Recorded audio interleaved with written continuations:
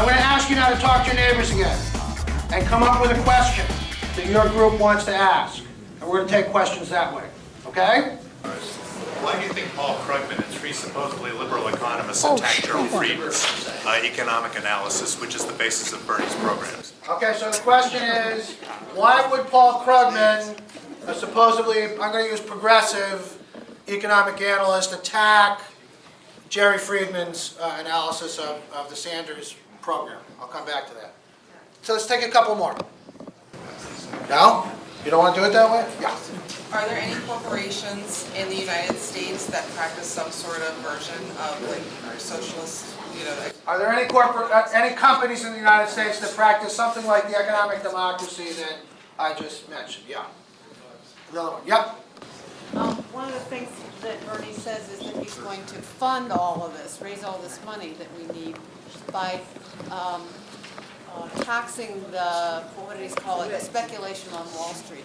I don't really understand what that means and how much that generates and how that would work. Okay, so I'm going to take these three and then we'll take a bunch more. Okay, let me start over here.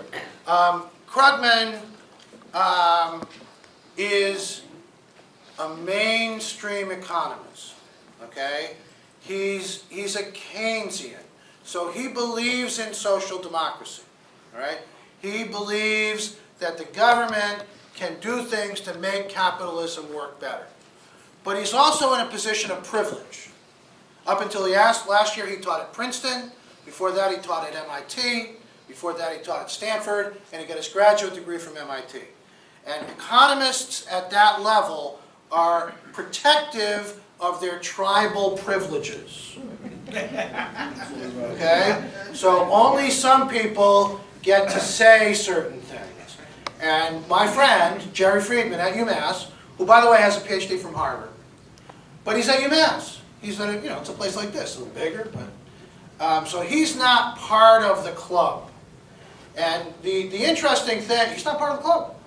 And and besides which, if you've been reading Krugman carefully, he's for Hillary. Okay, as is Alan Kruger and the other people who signed that letter, who clearly did not read Jerry's report. Okay? Now what Jerry did, it was brilliant, right? He used very mainstream methodology. He used the same methodology that the Congressional Budget Office uses. There's nothing radical about Jerry's analysis at all. He made some assumptions that maybe one could argue with, but essentially what he's arguing is that the Sanders program will put us back on the growth path that we were on before 2007. Why does he think we could do that? Because Bernie's program is big. He's proposing big things. He's not proposing tinkering around the edges. He's proposing big increases in spending that will mainly benefit people at the lower income levels. He's proposing really stimulating the economy in a way that the Obama administration, for whatever reason, didn't feel like they could do. So Krugman is trying to protect his professional privilege. He is a boundary keeper. Sorry, that's the way it is. This tax, and I'll come to the other question. Sometimes it's referred to as the Tobin tax. It was first discussed by an economist named James Tobin, who taught at Yale for many, many years, also a follower of Keynes. And the idea is that, in some sense, financial markets are too efficient. In other words, there's too much trading going on, that a lot of it is speculation. Gambling on what's going to happen to this price tomorrow with no obvious benefit to the real economy, right? And sometimes the speculation is destructive, right? So if we could slow trading down a little bit by putting a very small tax, maybe 1/4%, maybe less than that, it would have two benefits. One is, it would raise some money. And the other is, it might tamper down the speculative trading in the financial markets. Now, this idea, and this is true of a lot of ideas, and I hope you got this out of the presentation, that things that were very, very radical in the 19th century, like the minimum wage, we now just take for granted. When I was in graduate school in the 80s, this was a very radical idea, this Tobin tax. It was surprising that a mainstream guy like James Tobin came up with it. So nobody thought that, well, they have it in England. They have it in other countries in Europe. We could have it. This could happen.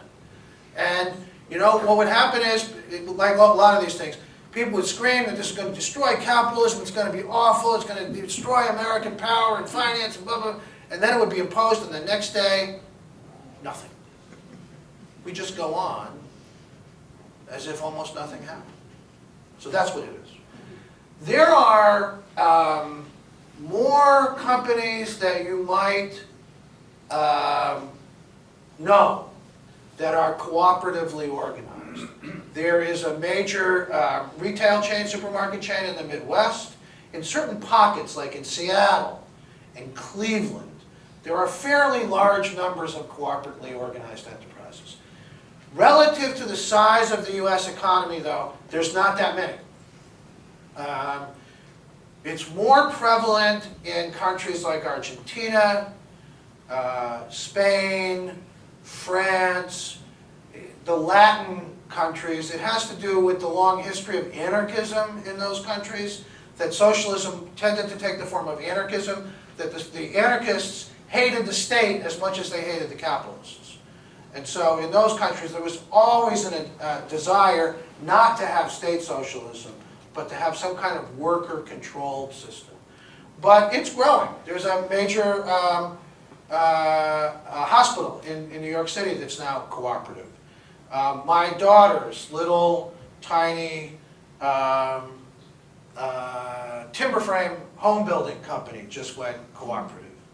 I'm going to Cuba next year. I work with somebody in Havana who are trying to develop cooperative enterprises as an alternative to state-owned enterprises in Cuba.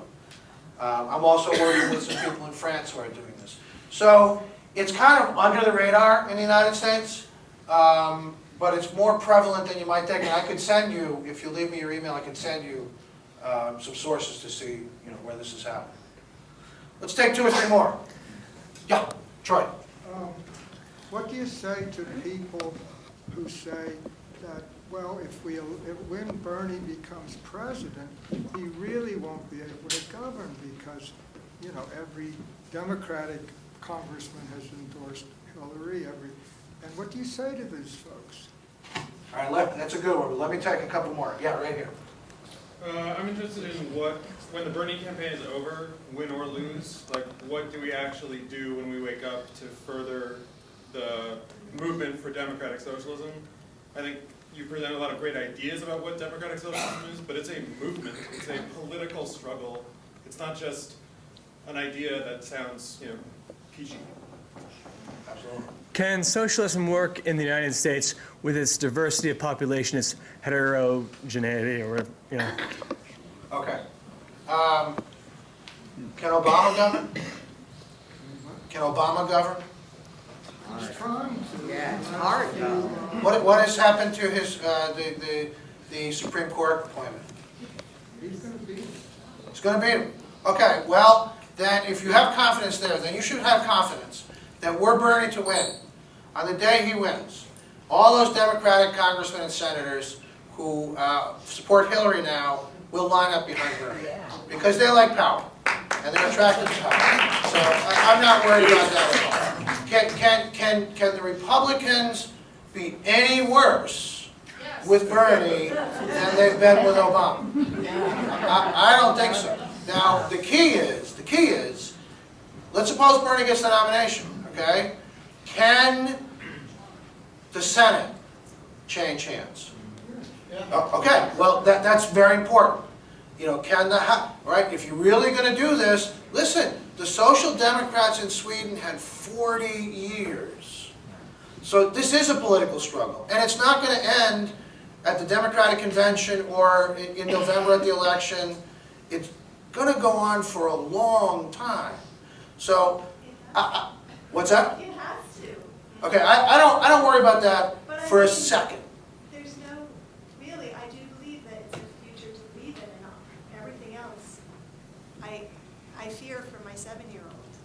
You should. Future. You should fear for With your any of those 7-year-old. other- But you, I mean, you know this, Troy. I mean, you know politicians. You probably know people in Congress and in the Senate. I mean, the day he gets the nomination, they'll line up right behind him.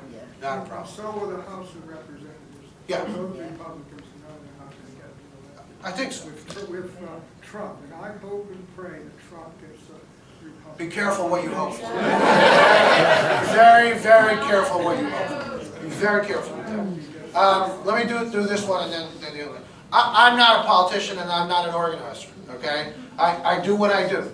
I'm an academic, I read, I write, I teach. So I'm not somebody who's going to, lead a movement. There are people in this room who already are. I mean, there are people in this room who have been organizing and doing stuff every day to try to get Bernie elected.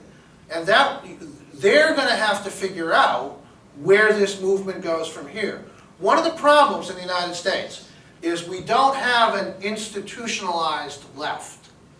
In other words, we don't have newspapers, magazines, clubs.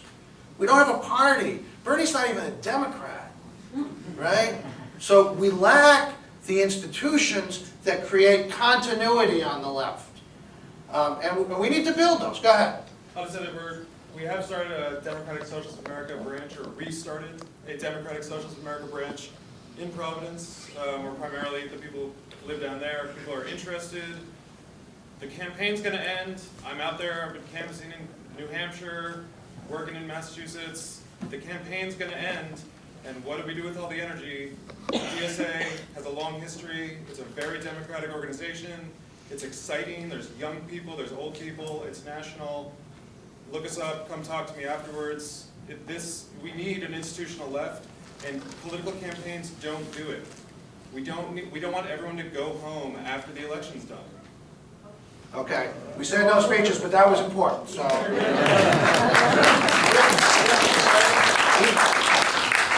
I think that, and you hear this. I mean, Bernie mentioned Denmark, and people say Denmark is this little tiny country, it's ethnically homogeneous. But, the Nordic countries together are not a big group, but Finland, Denmark, Norway, Sweden together have had social democracy now for a long time. In the United States, I think this heterogeneity thing is code. It means we don't want the black people to have anything. Now, nobody wants to say that, right? But to me, the dividing line in this country is race. It is now, it has been forever. And, we've got to get over this. We have to deal with it. Think about the following, okay? We say we want an equal opportunity for all children. And then we fund the schools based on property taxes. Now, that's like we're going to take the poorest kids and we're going to put them 40 feet behind the starting line. Now, if I said we should equalize funding for all school districts, and in fact, to really make it an equal start, we ought to give more to the poor school districts, which we really should.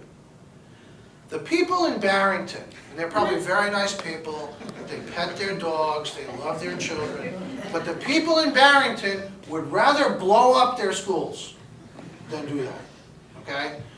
We have a problem in which we think some people are deserving and other people are undeserving. And it breaks down usually around race. So, I don't have a good answer for you. I think that was the dividing line in the 1930s. I'm not sure it's any less of a dividing line now, except to talk about it, to make it explicit, to say it, is the only thing I know how to do, given I'm not a political, I do what I do. But I think, you can't have it here because we're too heterogeneous. It means you don't want black people to have anything. And brown people too. They can have a little of the brown ones, but not too much. Let's take a few more. Yeah, in the back. Oh, no, I'm nervous. Don't be nervous. It's okay. So it seems like there's a large portion portion of the population that tends to vote against their own self-interest. Yeah. A lot of them probably Republicans who are very afraid of the word socialism. They probably don't understand it and would benefit from the things that you've talked about tonight and Bernie Sanders talks about. So how do you turn that, or how does he turn that, or how do we turn that to sort of get them to understand that these things are in their best interest and would benefit them and all of us? How do you turn that? Okay, that's a really good question. Let me take a couple more and come back to it, okay? That's really good. Yep. Now, how do you think Bernie can overcome Hillary's ability to convince people that she's more for the black and LGBT communities? There seems to be Hillary seems to have power in that constituency. Okay, that's a very different topic, but I can do it. Yep. I'm more concerned about Trump. I think he's going to be the nominee, and I think 40% of the population who will vote for him without even thinking. I think that's true. I think that the dividing line that you're talking about is operative in people who are racist, misogynistic, and afraid. They're afraid of the brown people who are coming to bomb them, and that their guns are going to be taken away. So I look at Trump and I think he could win. Oh, you could win. There's no question you could win. And then our world turns into, you're fired, you're fired. Well, we already have that world. That's the world we now live in. Let me take one more. Sally? No, this was just an observation Yeah. where you're saying that race is the killer. I think it is. But I look as a generation, I mean, the baby boomers now are outnumbered by you guys, thank God. And I think, is it naive of me to feel such hope in... Speak up, please. I feel such hope in this next generation coming up. I think they're more tolerant. I think they're going to vote for Bernie, hopefully. And they could knock out that 40% Trump stuff coming down the line. I mean, I don't think they're as, I don't know. Here they're sitting, but I just have Okay. huge hope. So, okay, there was this book a few years ago, What's the Matter with Kansas? All right? And the analysis was that because Kansas is a very red state, and yeah, there's a lot of working class people in Kansas. And so the argument was that they vote against their own interests because they're dominated by ideology or something. There's a political scientist named Larry Bartels who wrote a book a couple of years later and went through that same data. And what he found was it's entirely a Southern phenomenon. In other words, the Democratic Party has lost, not the white working class, but the Southern white working class. It's a Southern, for the most part. Now, it's a Southern problem. Now, I have neighbors who are working class people who would not vote for a Democrat if there was no one else running. They wouldn't vote for them. Right? So I'm not saying it doesn't happen here, but for the most part, this is an issue of the South. To build off what Sally said, there are people in our age group who the world has just changed too much. It's changed too much. There's gay people now. There never used to be gay people.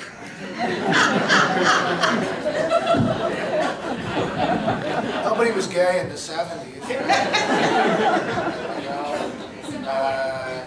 And you have a black president. And of course, I'm not a racist, but you understand what I'm saying.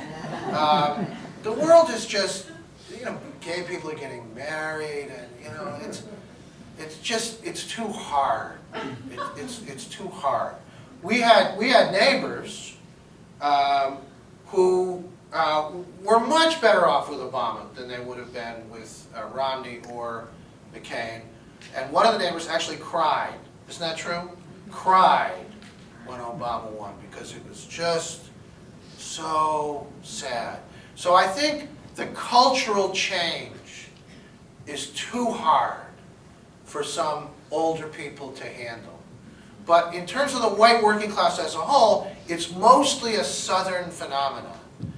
And so I think it's to some extent been overblown. The white working class, because of God's guns and glory, you know, they're now Republican.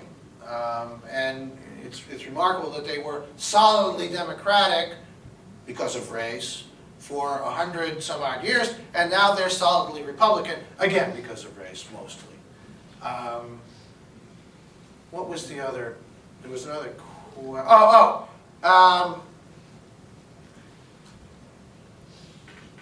Bernie's doing fine.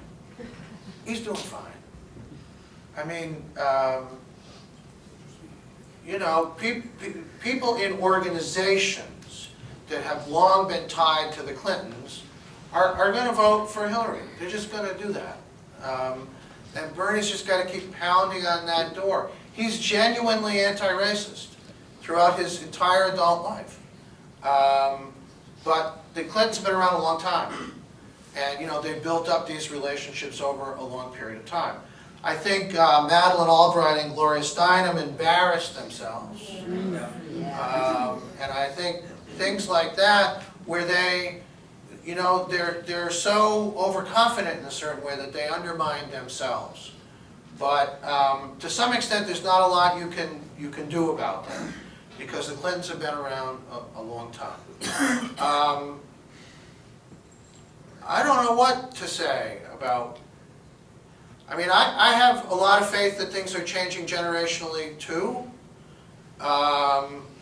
but a lot of that is in the cultural realm, not necessarily the economic realm. This generation is much more tolerant of differences between individuals, but not necessarily ready for a vast collective movement to change society. So, I don't know the answer to that.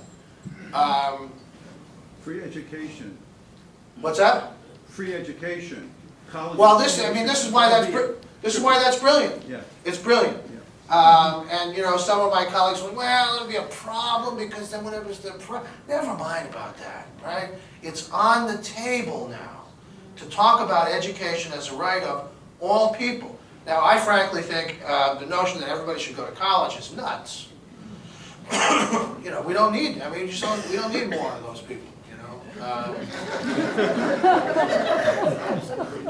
But frankly, right now we create no alternative paths in the United States. So, I mean, if we were serious about this, we would be talking about how do we create alternative paths. But the fact that Bernie has put the student debt issue and the cost of college education right on the table is brilliant.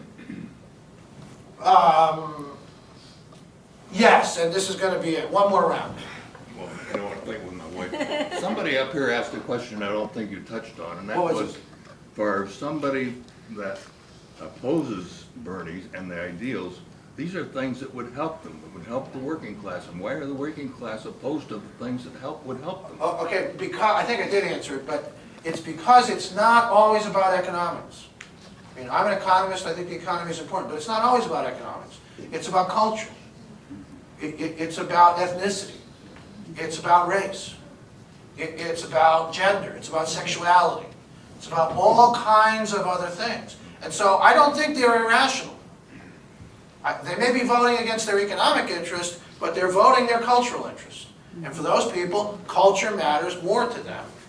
Because don't forget, there's this ethos that if you work hard, and most of the people I know who fit in this category are hard-working people, right? If you work hard, you're going to be okay, and you can't depend on anyone else anyway. So the notion that somebody's going to be better or worse for me economically doesn't always make sense to those people. It's about who looks like me, who looks like my family, who would I want to sit down and have a beer with. Now, that doesn't mean they're irrational. It means they're just voting on a different set of criteria than you are. Now I have to let your wife ask me a question. I have a question. When Obama ran as president, he got all the youth very excited and voted for him. Right. Well, they felt they did their job, and it got quiet. Right. They said, okay, we've done it, you do what you have to do. If we take this movement by Bernie, and we've got to a certain point, do we dissipate, as you brought up? How do we keep the movement going? Well, this guy right here is going to do that. That's been taken care of.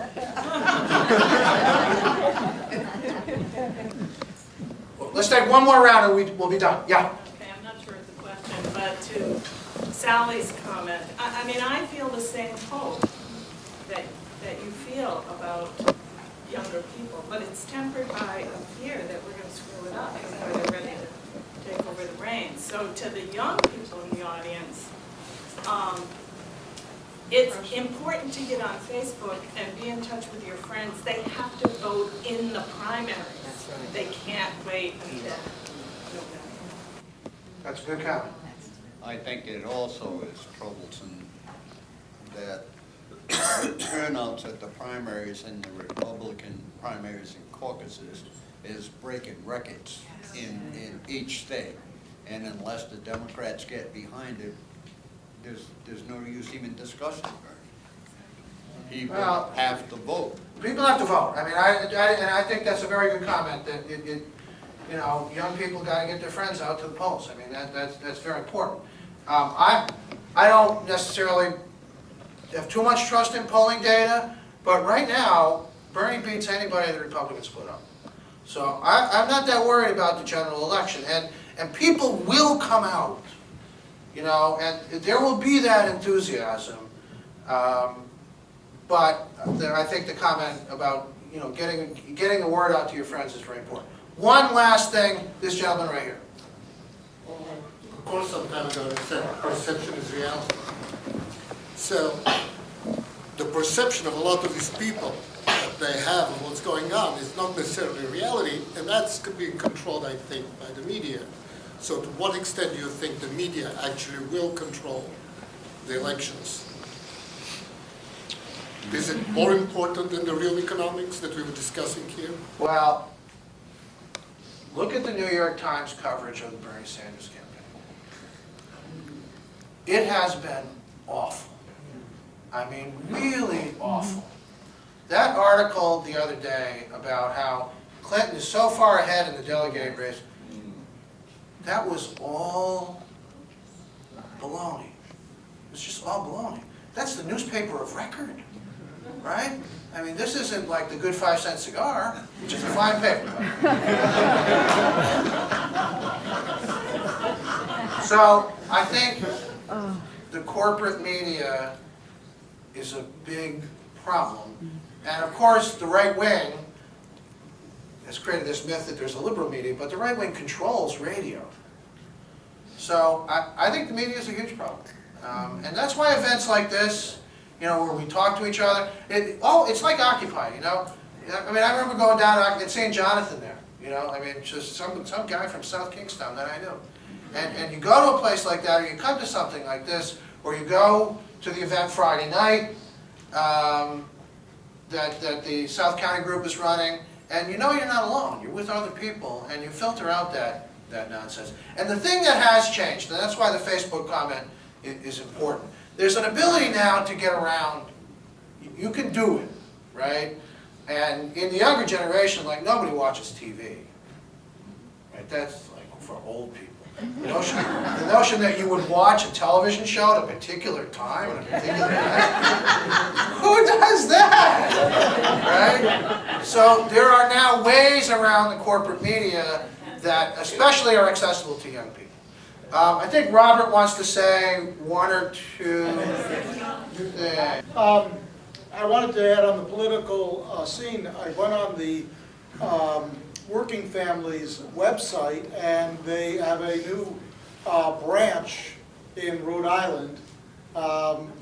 So that's something to go look at. I worked for many years with the political Democrats, or political Democrats, yeah, right, progressive Democrats, to try to explain to them what basically Bernie did in really a matter of a couple of months, and there's a lot of other people in the room that were a part of that.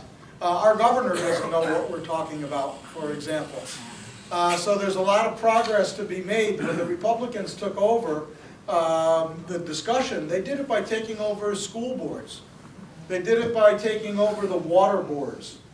You know, the regulating boards, the meetings that nobody thinks that they can go to, where we have insane people that say you can bring fracked gas in and that's going to be our future and the climate's going to stop changing because the fossil fuel company's going to tell them, knock it off, cut it out.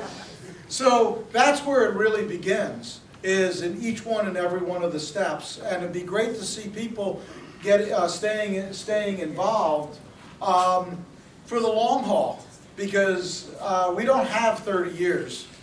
I'm going down to photograph our high tide tomorrow. Our high tides are off the charts. And the climate clock is ticking, and that is the clock that we're on. So if you think that you got another 30 years to wait this out, that generation, you're going to find you're going to be sadly mistaken, and you're going to have lost time that you're going to wish you had back.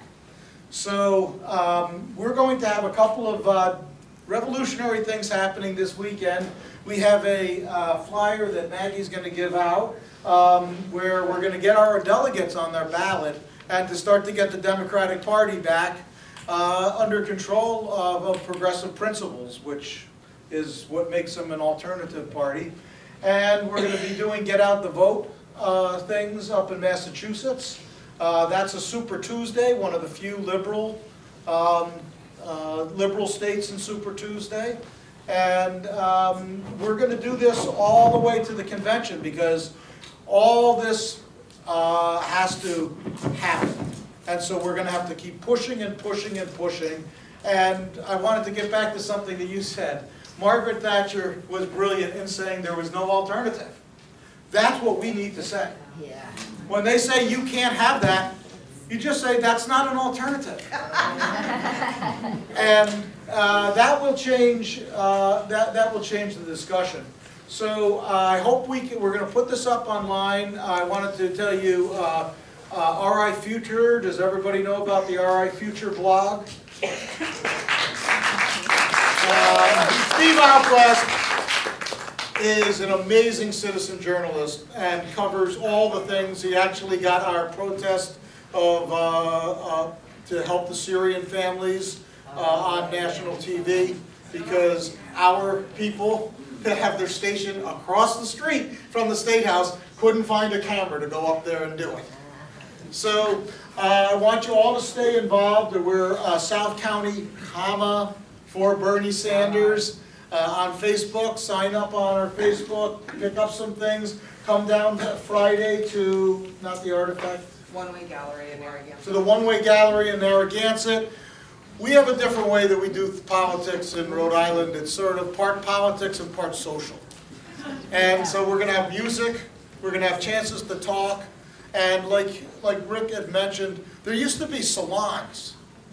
There used to be times when people sat around, and I remember discussing articles. And you'd sit there and read. When I was in high school, the labor movement used to have these journals, and you'd read it and you'd sit and talk about it. All of that is important. And that's why we had this tonight. And that's why I want to give you a special thanks for coming out. And one final hand for Rick.